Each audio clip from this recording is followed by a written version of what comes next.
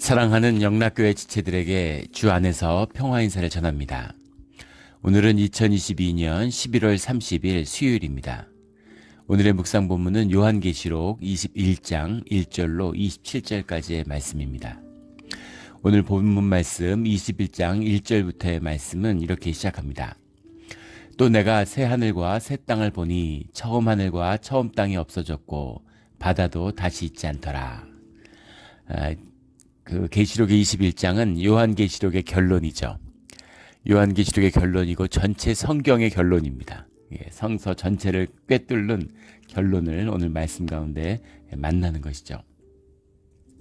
새하늘과 새 땅이라는 것은 이 땅에 새로워진다는 의미가 아니라 전혀 다른 주님의 나라, 하나님의 나라가 이 땅에 임한다는 거죠. 처음 하늘과 처음 땅이 없어졌고 라는 건 우리 현상 세계에서의 하늘과 땅 이런 구분은 사라졌다라는 거죠. 그것이 사라지고 이제 주님의 나라, 이제 본질의 세계, 무한 차원의 세계 가운데 그 세계가 우리한테 임하는 것입니다. 그래서 우리가 그 세계 안에 들어가는 것이죠. 바다도 다시 있지 않더라. 이제 바다라고 하는 것은 물론 하늘과 땅이 없어졌으니까 바다도 현상의 세계건 다 사라지겠죠. 근데 바다라는 건 그 이상의 악과 연관된 그런 비유로서 이사야서 같은 데 보면 나오고 있고, 또 계시록에도 13장 같은 데 보면 그 바다 짐승이 나오고 사단이 나오는 곳이 바다죠. 그래서 그런 어두움, 또 죽은 자들이 바다 가운데서 나오고, 그래서 그런 깊은 심연의 세계 또는 악의 세계 또는 무의식의 세계, 이런 걸 표상하는 것이 바다죠. 근데 바다도 다시는 있지 않다라는 겁니다. 현상 세계는 지나가고 주님이 다스리시는 주님의 나라가 이 땅 가운데 임한다라는 그 의미가 들어있는 거죠. 2절에 또 내가 보면 거룩한 성 새 예루살렘이 하나님께로부터 하늘에서 내려오니, 이 말씀에도 있잖아요. 성 새 예루살렘이 하나님께로부터 하늘에서 내려오니, 그래서 새로운 예루살렘이라는 것은 주님의 나라죠. 하나님의 나라고 하나님이 주인 되시며 성도들이 신부가 되고 주님이 신랑이 되는 그런 부부와 같은 하나 된 세계에 대한 표상입니다. 이 세계가 정확히 어떤 세계인지 우리 현상에서는 가늠하기 어렵겠죠. 하늘이 없고 땅이 없고 바다가 없는, 그러나 주님이 통치하시는 주님의 세계, 창세기에 나왔던 그런 에덴의 동산이 다시 임하는 거죠. 주님과 함께 살아가는 그런 곳이 된다라는 겁니다. 그래서 무슨 땅에 있는 예루살렘이 회복되고 뭐 이런 거하고는 전혀 다른 얘기예요. 이 예루살렘은 하늘에서 내려오는 하나님의 나라가 이 땅에 임하는 것입니다. 신부가 남편을 위하여 단장한 것 같더라. 신랑과 신부의 비유라는 것이라는 건 이제 부부가 하나됨이잖아요. 전혀 이질적이고 DNA 한 가닥 섞지 않은, 피 한 방울 섞이지 않았지만 부부는 하나가 되는 거죠. 그래서 부부는 무촌이잖아요. 부모 자식도 일촌인데 부부는 무촌이죠. 촌수가 없어요. 왜입니까? 하나기 때문이죠. 남편께 부인 거고 부인께 남편 거잖아요. 그런 것처럼 완전히 하나됨의 표상. 신부가 남편을 위하여 단장한 것 같더라. 어린 양의 혼인잔치로 비유되는 하나님 나라인 것이죠. 3절에 내가 들으니 보좌에 큰 음성이 나서 이르되 보라, 하나님의 장막이 사람들과 함께 있음에 하나님이 그들과 함께 계시리니 그들은 하나님의 백성이 되고 하나님이 친히 그들과 함께 계셔서 함께 하나됨의 꿈, 그것이 이제 이루어지는 것이, 하나님의 나라가 이루어지는 것이 바로 이 마지막 때의 새하늘과 새 땅이다라는 걸 보여주고 있는 거죠. 4절에 모든 눈물을 군에서 닦아주시니 다시는 사망이 없고 애통하는 것이나 곡하는 것이나 아픈 것이 다시 있지 아니하리니 처음 것들이 다 지나갔음이러라. 처음 하늘, 처음 땅, 처음 것들은 다 사라지는 것입니다. 다 썩어지는 것이고 다 불태워지는 것이죠. 이제는 더 이상 주님이 함께 하시니까 눈물을 눈에서 다 닦아주신다. 그리고 사망이 다시 없는, 우리가 현상의 세계에 사망이 있는 것이잖아요. 그 다음에 영의 죽음, 두 번째 죽음이 있죠. 성경에는 첫 번째 부활과 두 번째 죽음밖에 없어요. 두 번째 죽음이라는 것은 영의 죽음이다라는 걸 나눴죠. 더 이상 죽음이 없는 것입니다. 애통하는 것이 없고 모든 고통과 애통함이 사실은 죽음에서 나오는 것이죠. 근데 그런 것이 더 이상 있지 않은, 또 그것 때문에 아파했던 모든 눈물을 주님이 다 닦아주신다. 아픈 것이 다시는 있지 않다. 처음 것들이 다 지나갔음이라 이렇게 말씀하고 계십니다. 5절에 보좌에 앉으신 이가 이르시되 보라 내가 만물을 새롭게 하노라. 21장 5절의 말씀은 21장의 결론이기도 하죠. 21장이 계시록의 결론이고 성경 전체의 결론이라면 21장 5절의 말씀은 21장의 결론입니다. 만물을 새롭게 한다. 새롭게 한다는 건 있는 것을 좋게 만든다. 이렇게 처음 것으로 만든다 이런 의미가 아니라 질적으로 완전히 다른 전혀 새로운 있지 않았던 것으로 만든다. 그런 것이죠. 만물을 새롭게 하노라 하시고 또 이 말씀이 귀한 것은 우리 교회에 주신 말씀이기도 해요. 우리 교회의 표어가 캐치프레이즈가 이 말씀이죠. 내가 만물을 새롭게 하노라 라는 이 21장 5절의 말씀이 주님이 우리 몬트레 영락교회에 주신 말씀이기도 합니다. 교회가 주님 안에서 하나님 나라의 표상이죠. 하나님 나라를 이 땅에 임하는, 이 땅에서 하나님 나라를 맛보는 겁니다. 우리의 생명같이, 우리의 생명이라는 것이 육신 속에 있잖아요. 한계가 있죠. 생명을 피워내는데 어려움이 있습니다. 그러나 우리가 그 생명의 연습을 하러 살아가는 것이 우리의 삶이죠. 그래서 우리가 죽고 나면 그 생명이 피어나는 거예요. 그것처럼 교회라는 것도 우리 교회가 완전하고 온전한 모습으로 이 땅 가운데 있지 못하죠. 그것은 우리 주의 자녀들, 이 땅의 자녀들이 온전치 못하기 때문입니다. 그러나 그것을 온전케 하시고 용납하시고 그 안에서 자라나게 하시는 분이 주님이시죠. 장성한 분량으로. 그래서 우리가 교회의 맛을 보는 거죠. 우리가 이 땅에서 교회의 맛을 보는 겁니다. 진짜 교회, 하나님의 나라를 우리 새하늘과 새 땅 가운데 만나게 된다. 그 새하늘과 새 땅 가운데 주님께 함께 예배하는 자들이 되기를, 우리 모두가 그 자리에 함께 있기를 주의 이름으로 축원합니다. 6절에 또 내게 말씀하시되 이루었도다. 나는 알파요 오메가요 처음과 끝이다. 이렇게 말씀하시는 거죠. 생명수의 생매를 목마른 자에게 값없이 주리니 이기는 자는 이것들을 상속으로 받으리라. 이기는 자는 이라는 것은 우리 2장 3장에 나왔던 초대 교회들에게 주님이 주셨던 그 말씀과 연결되어 있죠. 이기는 자들, 주님의 믿음으로 모든 이 땅의 마지막 때의 환난을 이겨내고 주님의 예배 가운데 서 있는 자들입니다. 그 이기는 자들은 이 모든 것을 상속으로 받으리니, 상속으로 받는다라는 건 유업이죠. 아버지의 것이니까 내 것이 된다는 겁니다. 주님과 하나가 됐으니까 주님 것은 내 것이죠. 하나님의 나라가 내 나라가 된다. 그래서 그것이 내가 살아가는 내 땅이 되는 거죠. 내 하늘이 되는 것입니다. 이 축복을 꼭 성취하는 우리 모두가 되기를 주의 이름으로 축원합니다. 반면에 8절에 그러나 두려워하는 자들과 믿지 않는 자들과 흉악한 자들과 살인자들과 음행하는 자들과 점술가들과 우상숭배자들과 거짓말하는 모든 자들은 불과 유황에 타는 못에 던져지리니 이것이 둘째 사망이라. 그 마지막에 심판 가운데 모든 거짓된 현상의 것들은 모두 다 죽는 것이죠. 근데 여기서 이상한 것은 불과 유황이 타는 못이라고 하는 것은 영적인 죽음을 의미한다는 걸 우리가 어제 나누었습니다. 둘째 사망이죠. 그런데 이 안에 흉악자들과 살인자들과 두려워하는 자들이 들어있어요. 살인자들과 두려워하는 자들을 어떻게 함께 묶을 수가 있을까? 9개로 분류되어 있는데 어떻게 두려워하는 사람과 살인하는 사람이 같이 불못에 던져질 수가 있습니까? 이런 의문을 가질 수 있겠죠. 우리 다 두려워하는 자들이잖아요. 염려하는 자들이고 또 인간이 이 육신을 입고 살아가는데 인간 가운데 우세종이 늘 두려워하는 자들이 되죠. 겁이 많은 사람들이 살아남았겠습니까? 겁이 없는 사람들이 살아남았을까요? 항상 겁 많은 사람들이 살아남죠. 그래서 겁 많은 사람들이 사실은 인간의 육신의 본질적인 것이에요. 육성의 본질입니다. 그런데 어떻게 두려워하는 자들을 살인자들과 함께 둘 수가 있습니까? 근데 주님의 십자가, 그 초림의 역사 가운데 십자가를 통해서 주님의 영을 우리에게 주셨죠.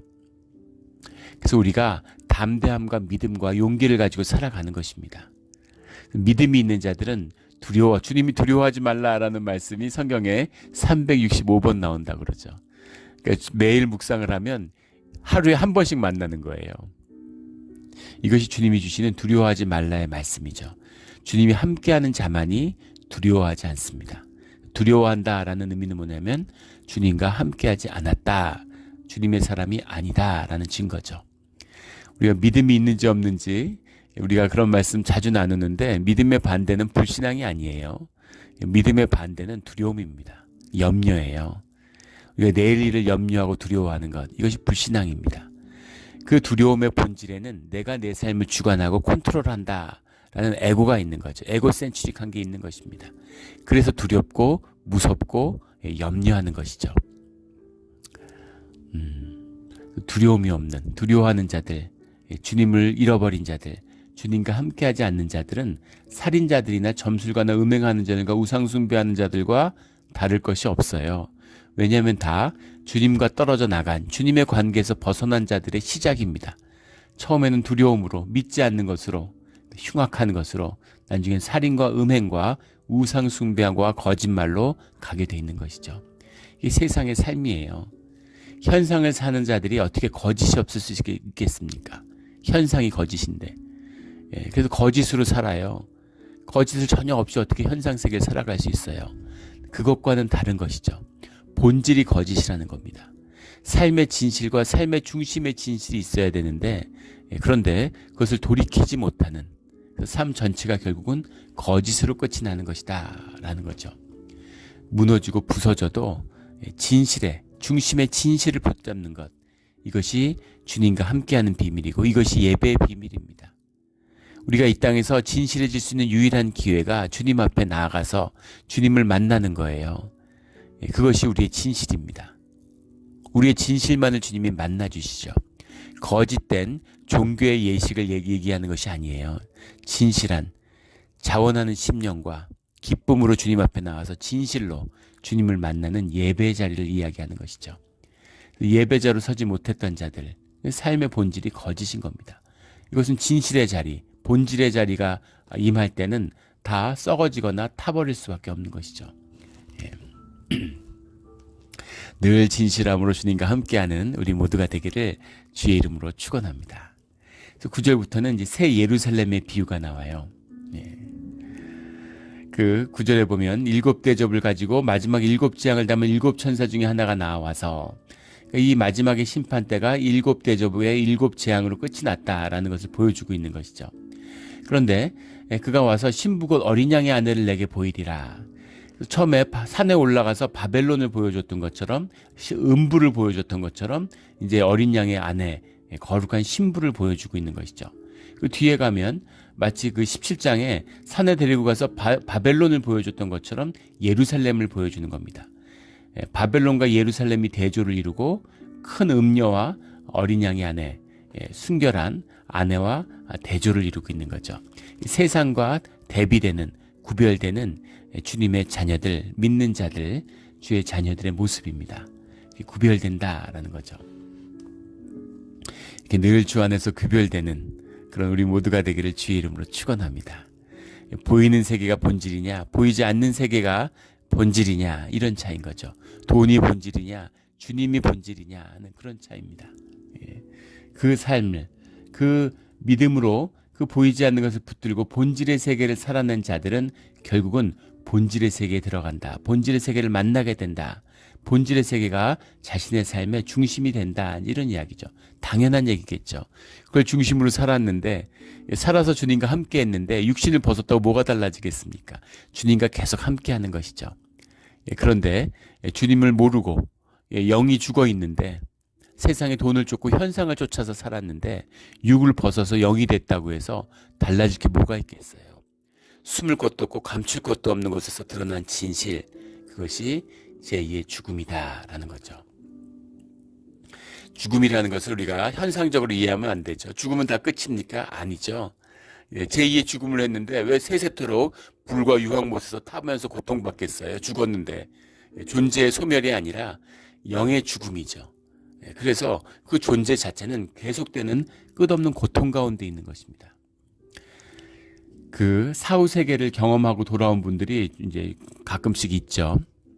그런 그런 분들의 이제 간증을 보면 뭐 그런 것들이 100% 진실하다고 볼 수는 없을 수 있겠지만은 그 죽음의 사후 세계의 것을 경험했다고 해도 결국 내 경험 속에 있는 거니까 물론 제한된 것이죠. 그러나 그 경험한 분들의 고백 가운데 우리가 눈여겨 보고 들어야 될 것 중에 하나는 자살한 자들이 가장 불쌍하고 불행한 존재들이다라는 이야기입니다. 왜냐하면 이 현상이란 것 자체가 거짓인데 이것을 절대적으로 여기니까 죽음이 끝이라고 믿었기 때문에 목숨을 끊는 거잖아요. 그런데 그게 끝이 아니기 때문에 어떠한 현상도 받아들이지 못하고 계속해서 죽음을 선택한다는 거예요. 그게 제2의 죽음이 아니고 뭐겠습니까? 정말 비극적인 존재의 연쇄인 것이죠. 우리 생명을 누리며 살아가는, 죽음으로 생명을 피워내는 그런 우리 믿음의 길이 되기를 주의 이름으로 축원합니다.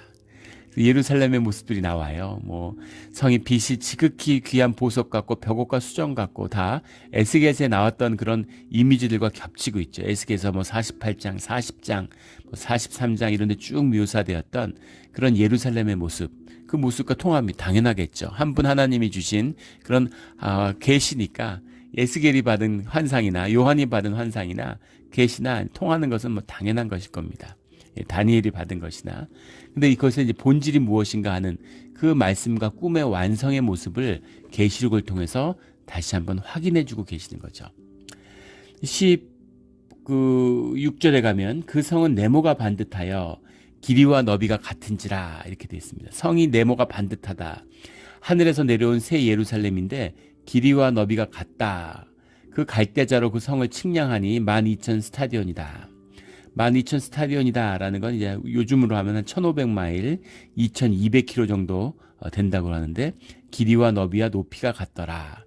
정입방체다라는 거죠. 그러면 기억이 나는 것이 있죠. 뭡니까? 지성소의 모습입니다.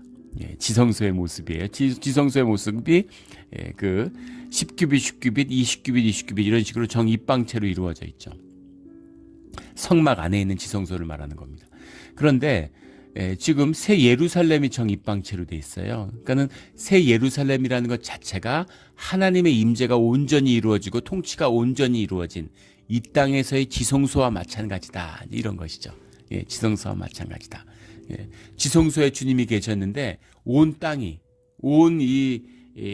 모든 우리가 존재하는 이 세계 전체가 지성소가 된다. 주님의 온전한 임재와 다스림이 임한 곳이니까 그것이 새 예루살렘이 되는 거죠. 우리 몬트레 영락교회가 이 땅에서의 새 예루살렘이 되기를 주의 이름으로 축원합니다. 그 경계가 완전히 없어지는 모든 이 땅 전체가 그 온전한 교회가 이루어지는 그런 세상, 그것이 새 예루살렘이다라는 거죠.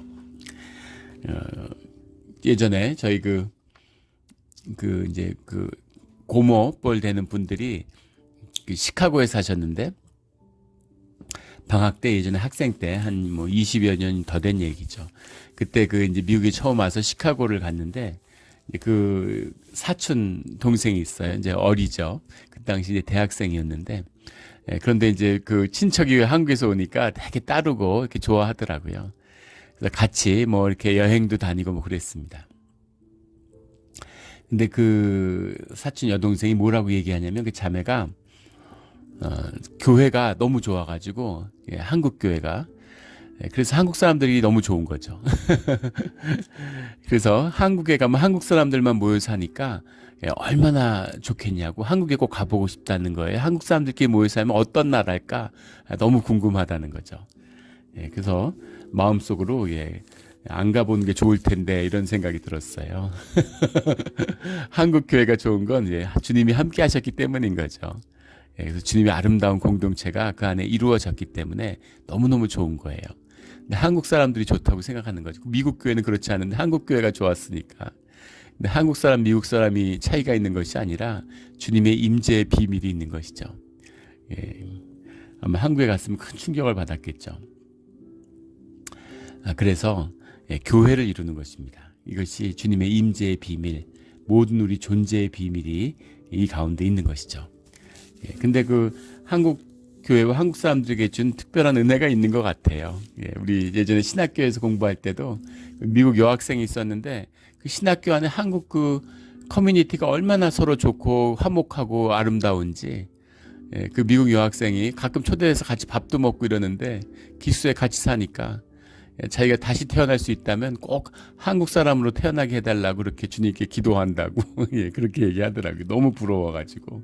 예. 하나님의 임하면 한국이 그런 나라입니까? 계층 간, 세대 간 갈등 지수가 세계에서 제일 높은 나라예요.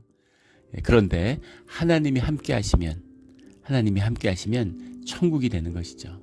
이 천국의 비밀입니다. 그래서 우리 17절, 18절에 쭉 나오는 이야기들을 뭐 물리적으로 해석하려고 하는 20절에 나오는 뭐 홍만호, 홍보석, 황옥, 노곡, 담황옥, 비추옥, 청옥 이런 것들을 뭐 12황도와 연결하기도 하고 뭐 이런저런 해석들이 많아요. 아무 의미가 없는 것입니다. 왜냐하면 그것은 현상의 의미죠.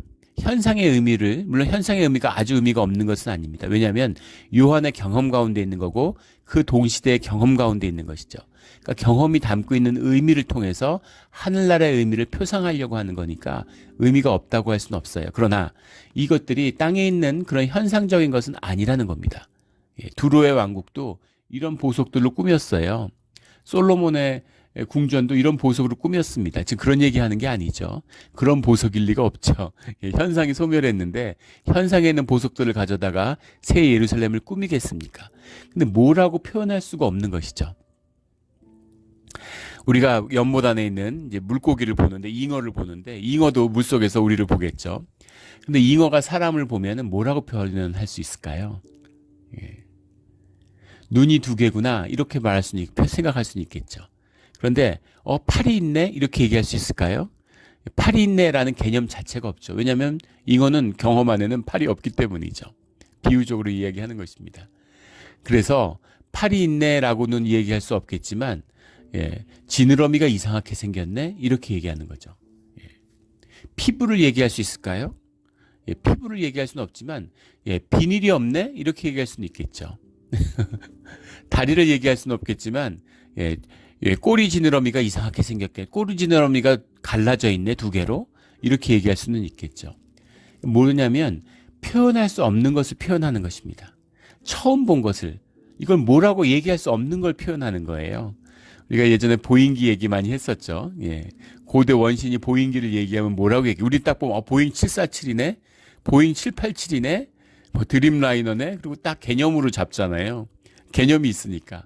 그런데 고대인이 보면 뭐라고 얘기하겠어요? 비행기라는 개념 자체가 없는데, 그러니까 용과 같이 하늘을 나르고, 뒤에서는 불을 뿜는데 얼굴은 뭐 돌고래와 같이 생겼고, 그 몸체는 하얀 옥빛 같고 이렇게 얘기하는 거죠. 그런 비유라고 생각하시면 돼요. 그래서 그런 뭐라 형용할 수 없이 아름답고 순결하고 깨끗한 그런 것을 받은 거죠. 근데 그걸 뭐라 표현할 수 없는 것입니다. 이게 새 예루살렘의 느낌인 거죠. 성의 길은 맑은 유리 같은 정금이더라. 금은 탁색인데 어떻게 유리같이 맑을 수가 있을까? 못쓴 형용이잖아요. 그런데 뭔가 그 금이라건 귀하고 순결하고 깨끗하고 맑은 그 무언가를 본 것이죠. 그래서 그걸 표현하고 싶은 거죠. 22절에 성 안에서 내가 성전을 보지 못하였으니 성 안에 성전이 없죠. 성전에는 이 땅에 성전이 있는 것이지 새 예루살렘은 주님의 지성소인데 그 안에 무슨 성전이 있겠어요. 땅이 소멸하면서 성전도 소멸한 것이죠. 그래서 이제 새 예루살렘은 성전이 없는 것입니다. 이는 주 하나님 곧 전능하신 이와 및 어린 양이 그 성전이심이라. 주님이 성전이에요. 하나님이 성전이신 겁니다. 하나님과 함께하는 백성, 하나님과 하나된 백성이 성전 안에 함께 있는 것이죠. 성전이라는 것이 따로 없는 거죠. 새 예루살렘이고 성전인 것입니다. 교회가 이렇게 돼야 되죠. 주님이 늘 함께 하시기 때문에 교회 건물이나 뭐 예배 시간이 아니라 삶 가운데 주님이 함께 하시고 공동체 가운데 함께 하시기 때문에 그것이 곧 교회고 그것이 곧 삶이 예배가 돼야 되는 거죠. 이것이 우리가 꿈꾸는 우리의 신앙의 모습입니다. 그런 걸 살아서 한번 이루는 것을 보게 되는 것이 우리의 소원이죠. 그 소원이 꼭 주 안에서 성취되기를 주의 이름으로 축원합니다. 23절에 그 성은 해나 달이 비침이 쓸데없으니 이는 하나님의 영광이 비치고 어린 양이 그 등불이 되심이라. 물리적인 세계가 없는 것이 아니에요. 물리적인 세계가 있습니다. 그러나 우리가 현상적으로 경험하는 우리의 이 3차원, 4차원, 우리가 경험하는 이 시공간의 세계의 물질은 아니죠. 우리가 입은 영체와 같은 것입니다. 우리가 죽으면 영으로 부활한다? 그거 거짓말이죠. 예, 물질적인 속성을 가지지 않는 영이라는 건 없어요. 영과 육이 하나인데 육은 없어졌는데 영만 있다? 이런 게 어디 있습니까? 영이 육을 입는 것이죠. 육이 있어요. 육을 입는다고 해서 우리가 이 땅에서 입은 그런 육은 아니라는 겁니다. 예. 우리 예전에 나눈 적이 있는데 제가 예전에 섬겼던 미국 교회가 있는데 그 미국 교회에 이제 어르신들이 많아요. 대부분 가장 나이가 많은 연령대가 80대, 90대였습니다. 90대 그 교회에 이제 권사님이 계시는 거죠. 이제 안전히 할머니신 거죠. 90대 중반이셨는데 근데 집에 갔는데 큰 집에 이제 혼자 사세요. 자녀들이 다 독립해 나갔으니까. 근데 그 집 벽에 아주 큰 초상화를 이렇게 딱 걸어놨는데 아주 아름다운 젊은 여성의 초상화를 걸어놨습니다. 저 사람 누구냐 이렇게 물어보니까 당신이라고 얘기하시더라고요. 당신이 이 21장을 묵상하다가 새로워지는 육신에 대한 소망을 갖게 되셨는데 천국에 가면은 목사님이 그렇게 얘기를 해주셨대요. 천국에 가면 어떤 모습으로 있게 되느냐 이렇게 물어보니까 우리 육신이 어려서부터 아기로 태어났다가 이게 노인으로 죽는데 그러니까 목사님이 가장 아름답고 본인이 기억하는 가장 아름답고 좋은 모습으로 천국에 부활하게 육을 갖게 된다 이렇게 말씀해 주셨대요. 당신이 기도하면서 고민하다가 언제의 모습으로 있어야 될까? 자녀들이 이제 천국에서 만나게 되는데 이 할머니, 특히 손주들은 이제 완전히 할머니 모습밖에 기억 못하니까 할머니를 못 알아보면 안 돼가지고 그래서 당신의 모습, 30대 중반의 나이대의 모습이라 그러더라고요. 결혼해서 아이들을 다 낳아서 아이들이 엄마로 기억될 수 있는 모습, 그리고 당신의 삶 가운데 가장 성숙하고 아름다웠던 모습, 육체적으로도 그런 모습으로 이제 그걸 초상화를 그려놓으신 거예요. 손주들, 손주, 증손주들이 그걸 보고서 그 모습을 기억해서 천국에서 봐도 몰라보지 않도록 그렇게 그걸 걸어놓으셨다 그러더라고요. 그 소원을 주님이 들어주시겠죠. 그런데 그 모습을 눈으로 기억하지 않아도 영으로 만나서 바로 알 겁니다. 그런 또 깊은 삶의 연합을 이루어내겠죠. 그런 것이죠. 그 육으로 부활해요. 우리의 영적인 뭔가 그 성체죠. 우리 썩어지는 이런 육신은 아니지만 하지만 육의 모습, 형상을 갖추고 있는 것입니다. 그 모습으로 주님과 함께하는 에덴 동산과 같은 그런 회복이 있는 것이죠. 그래서 그곳에는 해나 달의 비침이 없는 우리의 시공간이 아니니까 해나 달은 없는 거죠. 하나님의 영광이 비치고 어린 양이 그 등불이 되심이라. 주님이 빛이 된다. 예수님이 나는 세상의 빛이다 이렇게 말씀하셨죠. 주님의 빛으로 빛나는 그런 세상, 그곳에 우리가 함께 주님과 살게 된다라는 거죠. 만국이 그 빛 가운데로 다니고 땅의 왕들이 자기 영광을 가지고 그리로 들어가리라. 주님의 그 빛 가운데 함께하는 그런 곳이죠. 25절에 낮에 성문들을 도무지 닫지 아니하리니 거기에는 밤이 없음이라. 밤이라고 하는 것은 보통 이제 성경 전체에서 주님의 임재가 가리워진, 주님의 임재가 함께하지 않는 또는 환난과 어려움과 고난의 때를 상징하는 표상이 밤이죠. 주님이 함께하시니까 밤이 있을 수 없는 것입니다. 밤에 시험에 들죠. 밤이 없는 거예요. 그래서 밤이 없는 늘 빛이 있는 주님의 영광과 주님의 빛 가운데 함께 있는 그런 곳이다. 근데 그것은 27절에 나오는 어린 양의 생명책에 오직 어린 양의 생명책에 기록된 자들만 들어가리라 하는 겁니다. 죽어서 가는 천국의 모습이기도 하지만 동시에 마지막 때는 이 모습이 이 땅과 천국의 경계가 없어지고 이 땅 가운데 그 모든 경계가 없어진 하나 되는 주님의 왕국이 임하게 된다. 이 땅에 임한다고 하지만 이 땅에 임한다는 의미가 우리가 있는 이 시공에 임한다는 의미가 아니죠. 시공이 해체되고 이 무한 차원의 주님의 나라, 그 나라에서 모든 것이 하나 되는, 지금 이 땅이라는 건 에덴 동산에서 소외된 범죄함으로 인해서 선악과로 인해서 나타난 그 모습이잖아요. 죄의 열매로 살아가는 우리의 육신의 삶이죠. 이것을 극복하고 주님의 은혜 가운데 생명책의 역사가 완성되는 주님의 나라, 그 나라가 이루어진다라는 겁니다. 그리고 우리가 그 나라의 원형적인 모습, 그 모습을 마치 성전의 모습처럼, 우리가 이 새 예루살렘의 모습처럼 하나님의 나라를 이 땅에서 경험하는 생명의 훈련, 신앙의 훈련, 교회의 훈련을 하고 있는 것이죠. 이것이 우리의 신앙과 교회의 모습이에요. 그래서 우리가 그 맛을 보는 것입니다. 그 맛을 본 자들, 그 맛을 아는 자들은 어떤 환란이 있어도 그 나라를 끝까지 지키고 그 나라와 함께하는 것이죠. 그 사람들은 결국 천국의 백성이 되고 어린 양의 신부가 되고 주의 자녀가 되고 주와 하나가 된다라는 성경 전체의 기록입니다. 사랑과 신앙의 비유 가운데, 보이지 않는 나라의 비유 가운데 가장 기억에 남는 좋은 비유를 하나 만들려면 크리스마스 선물, 지금 크리스마스가 다가오죠. 크리스마스 선물의 비유가 있습니다. 이야기죠. 다 아실 거예요. 남편은 부인을 위해서 크리스마스 선물을 준비합니다. 부인의 머리가 길기 때문에 머리띠를 준비하죠. 근데 남편은 시계가 있는데, 시계가 옛날에는 시계라는 걸 손목에 차지 않고 이제 시계줄에 묶어서 주머니에 넣어 갖고 다녔잖아요. 근데 시계줄이 없는 거예요. 남편은 시계가 있는데 시계줄이 없고, 부인은 머리가 긴데 머리띠가 없습니다. 남편이 시계를 팔아서 부인의 머리띠를 준비했어요. 성탄절 선물로. 근데 와이프는 남편을 위해서 머리를 잘라서 시계줄을 샀습니다. 그래서 크리스마스 선물날 선물을 여니까 머리띠가 필요 없는데 머리띠 선물을 받고, 시계가 필요 없는데 시계가 없는데 시계줄을 받은 것이죠. 시계가 없는 시계줄.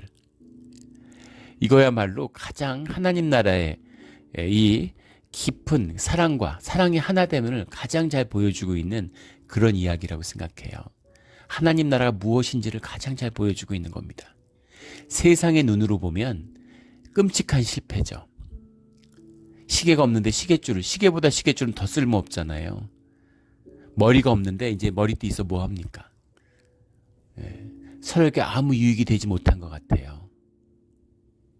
그런데 그 희생, 생명의 본질, 희생으로 피어나는 생명의 본질과 연합이 무엇인지를, 교통이 무엇인지를 보여주고 있습니다. 영의 눈으로 본다면 그것보다 귀한 것은 없죠. 세상에 그 어떤 것을 받는 것보다도 더 귀한 것을 얻은 거예요.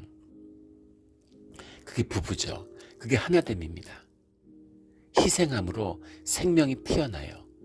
희생이 있기 때문에, 그 생명이 피어나기 때문에 생명의 교통이 이루어지고 하나 되는 것입니다. 자식하고는 끊어지지 않죠. 이혼을 경험해 본 분들이 그런 고백들을 하시더라고요. 부부 사이에 자식이 있으면 이혼을 하고 평생 가도 절대 그 관계가 끊어지지 않는다는 거예요. 자식 때문에. 자식하고 연결이 끊어지지 않기 때문입니다. 부모 자식은 끊어지지 않아요. 왜 끊어지지 않습니까? 부모가 자식을 위해 희생하기 때문입니다. 희생을 했기 때문에, 그 생명이 피어나기 때문에, 그 희생을 통해서 내가 내 생명을 자식과의 관계에서 누렸기 때문에 그 자녀와의 관계가 소멸되지 않는 것이죠. 이것이 사랑과 희생과 생명의 십자가의 비밀이에요. 세상의 눈으로 보면 진짜 헛산 것 같고 실패한 것 같고 아무것도 아닌 것 같고 얻은 게 없는 것 같고 쌓은 게 없는 것 같지만, 하지만 보이지 않는 눈으로 보면 귀한 생명의 일을 이루어낸 것입니다. 내 생명을 내주고 내 생명을 희생하고 관계를 훼손하면서 세상 걸 다 갖다가 집어 쌓으면 뭐 하겠습니까?